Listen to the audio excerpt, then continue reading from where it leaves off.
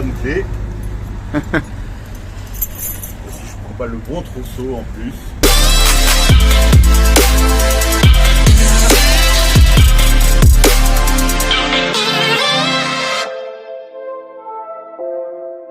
Comme je disais, bienvenue à l'Éden.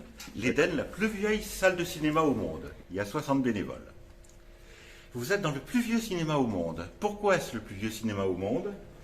Parce que la première projection payante de cinéma a été faite le 21 mars 1899. Or, actuellement, de par le monde, aucun cinéma encore en activité peut se prévaloir d'avoir une projection antérieure à celle-ci. Ce qui fait de nous le plus vieux cinéma au monde. Oui, je suis collectionneur d'affiches de cinéma, comme tu l'as déjà vu. Et il y en a quelques-unes qui sont représentées ici, qui sont présentes dans le cinéma. Des affiches d'origine, toutes. Et là, j'avais fait une petite thématique avec des petites affiches sur James Bond. Demain ne meurt jamais.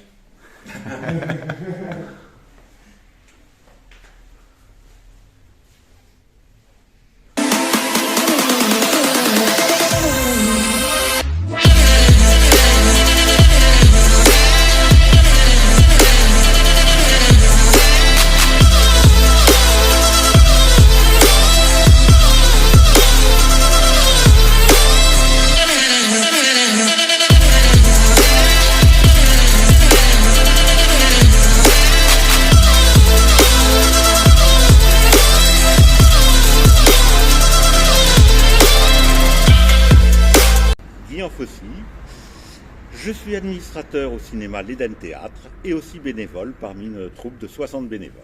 Je suis analyste financier à l'Agence régionale de la santé. Je suis tombé dedans à l'âge de 14 ans et je suis devenu un assez grand cinéphile. Et c'est le plus vieux cinéma au monde, donc on l'a dit. Et quelque part, pour moi, c'est un joyau. Pour moi, c'est un joyau en tant que cinéphile. Venir dans un cinéma comme ça, c'est un sanctuaire pour moi, c'est magnifique. 60 personnes venues de tout horizon, tu les mets ensemble et ça fonctionne, il y a une osmose qui se fait, c'est magnifique. Depuis 2010 à peu près. Avant j'étais en filigrane, depuis 2010 je suis un peu plus présent. Eh ben, je vais dire que quand tu rentres dans une salle de cinéma, n'importe qui va rentrer dans une salle de cinéma, on regarde tous la même chose.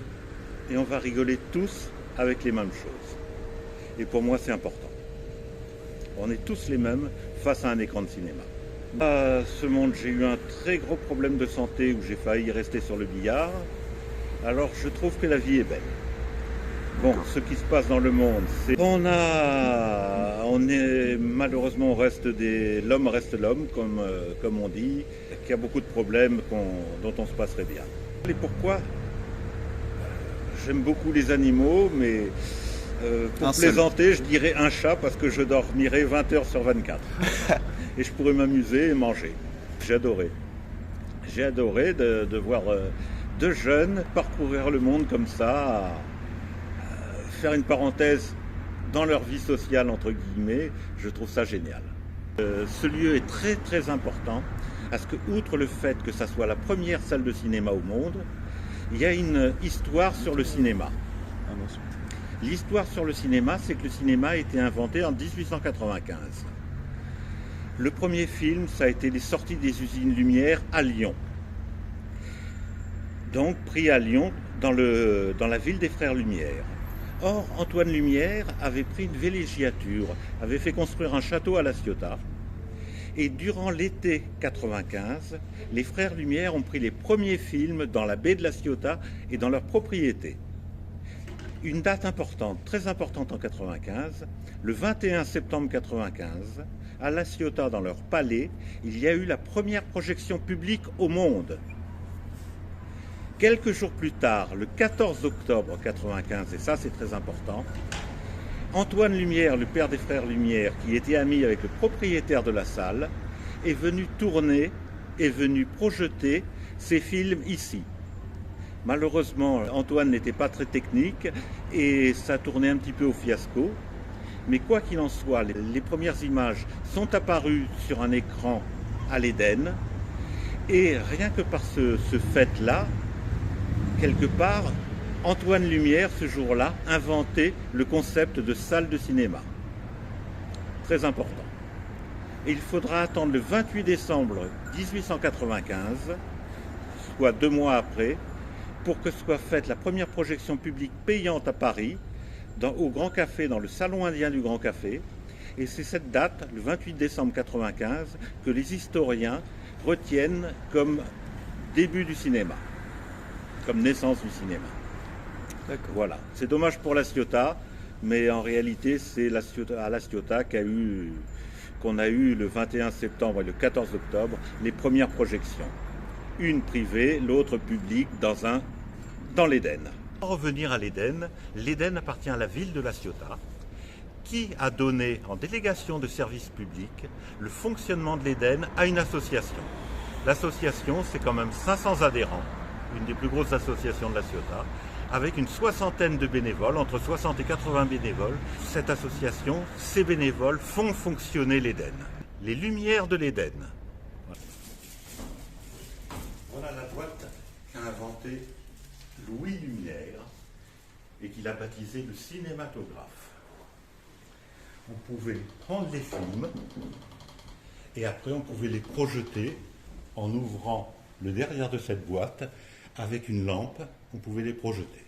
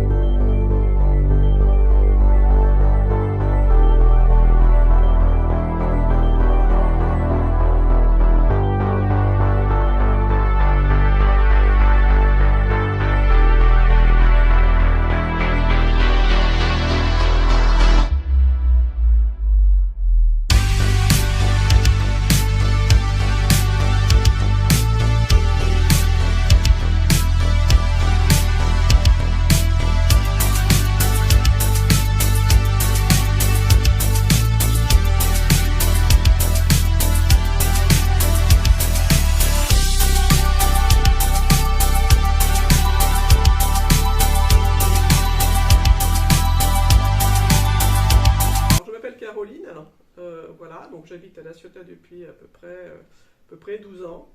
Alors je suis à la base du nord, voilà, du nord de la France. Alors je suis descendu dans le sud pour travailler, voilà, tout simplement. Et il y a une vingtaine d'années déjà.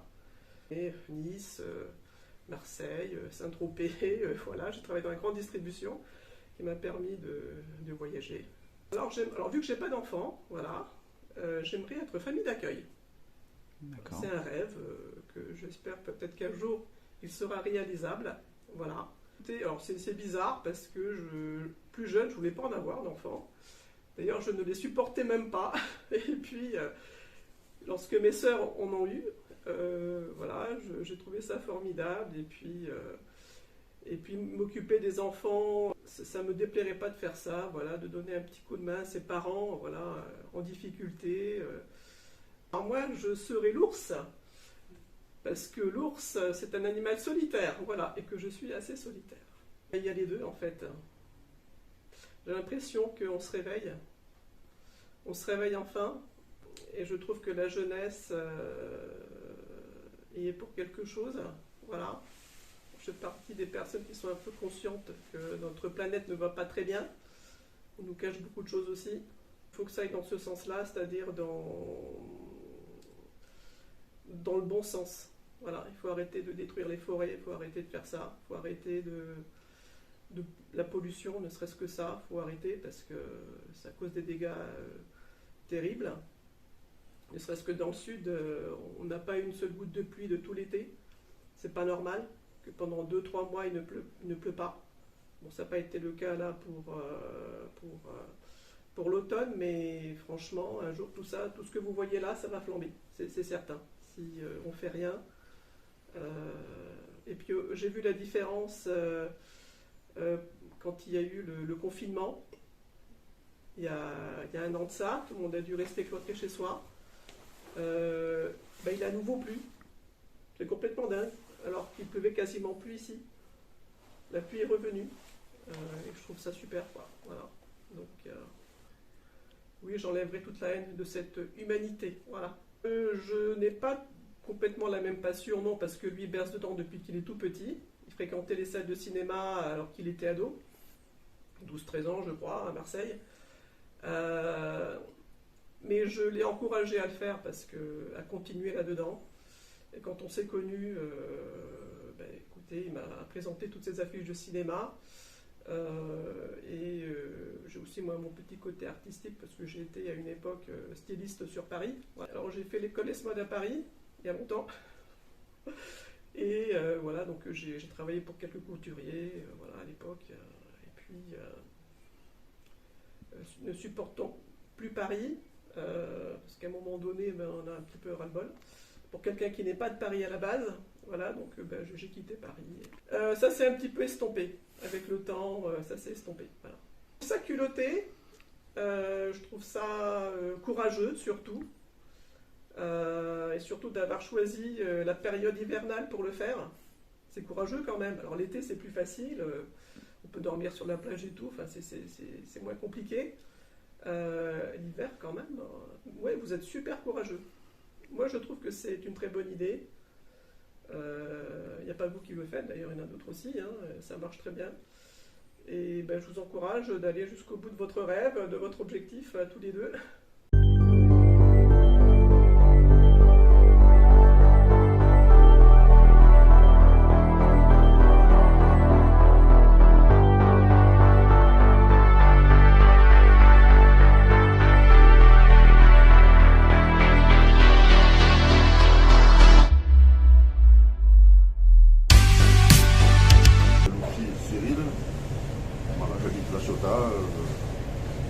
Dans le sud de la France, simplement, explorateur. Parce que c'est ma ville natale, parce que j'aime bien le sud de la France, le soleil, la mer, parce que je m'y trouve bien, simplement. Non, je pense que ça change dans le bon sens. Voilà, après avoir connu le fond, après la fermeture des chantiers, voilà, bon, là, je pense qu'on remonte bien, voilà, on a connu le fond, on peut voir le haut maintenant. Parce qu'il y a toujours des choses à changer. Après, je pense que c'est la nature humaine qu'il faut changer, mais je pense qu'on part de loin.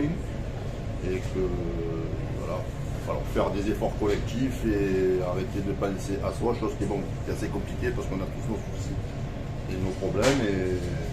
Mais bon, c'est avec, comment dire ça, c'est avec en s'unifiant qu'on y arrivera, quoi, et pas en se tapant dessus, quoi, même quand on n'est pas d'accord. C'est pas positif ou négatif, je pense que pour moi ça a été mal vendu dès le départ. Et il y a beaucoup de doutes. Alors moi je ne doute pas de la maladie parce que moi je l'ai eu. Voilà. Mais voilà, par contre il y a de la mauvaise information, de la fausse information, et on s'y perd un peu tous.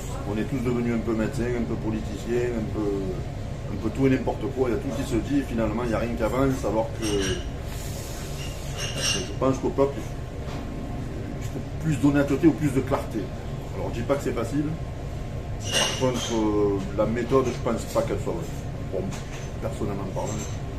En tout cas, pour moi, voilà, ils ne m'ont pas convaincu. Bon, après les rêves, moi c'est que mes enfants aillent bien, qu'ils aillent bien dans leur vie, qu'ils me fassent grand-père, ça c'est un rêve absolu. Et voilà, y avoir une maison en Sardaigne. Dans la Pampa, dans la Sardaigne, tout simplement, parce que j'adore la Sardaigne. Je suis né ici, mais je suis, voilà, immigré mon père est né en Sardaigne, ma mère est née aux Abruzzes. D'accord. Mon frère est né en Sardaigne aussi, un de mes frères. L'éducation et les valeurs que je leur ai données, inculquées. D'accord. En gros, moi je résume, tu fais pas aux autres ce que tu veux pas qu'on fasse. Je pense que c'est court, mais ça englobe pas mal de choses. Donc, voilà. Après les biens matériels, pour moi, on laisse pas, c'est pas très grave. C'est du matériel. C'est une bonne question ça. J'adore le lion. Parce que je trouve que le lion, déjà je trouve ça magnifique. Un lion, ça tue pour manger. Une fois que c'est rassasié, c'est reste inoffensif, on va dire. Voilà. Tout le contraire de l'être humain. On n'est jamais rassasié. Voilà, je dis on, tous les êtres humains. On en veut tout le temps plus. Et on fait beaucoup de mal pour ça. Et on est capable de faire énormément de mal. Et c'est ce qui est malheureux. On détruit ce qu'on construit. Ça, c'est un drame. Que tout le monde soit heureux, moi. Je veux juste. Moi, j'aime pas le conflit. Que tout le monde soit heureux dans sa religion, dans sa manière de vivre, qu'on vive tous ensemble, tout simplement, avec comment dire ça, avec ses différences. Mais bon, déjà, la différence, c'est bien, c'est beau, c'est enrichissant, et puis voilà, qu'on s'entende.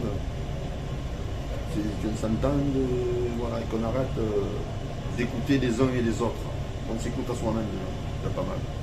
Ben, parce que vous avez des convictions que vous voulez, je ne sais pas si c'est défendre ou montrer aux gens, mais bon, je trouve que c'est une démarche noble et très, très, très courageuse. Parce que nous, on parle beaucoup, mais on agit très peu. Et voilà. La spiaggia, la ciotà. Voilà, sans plus.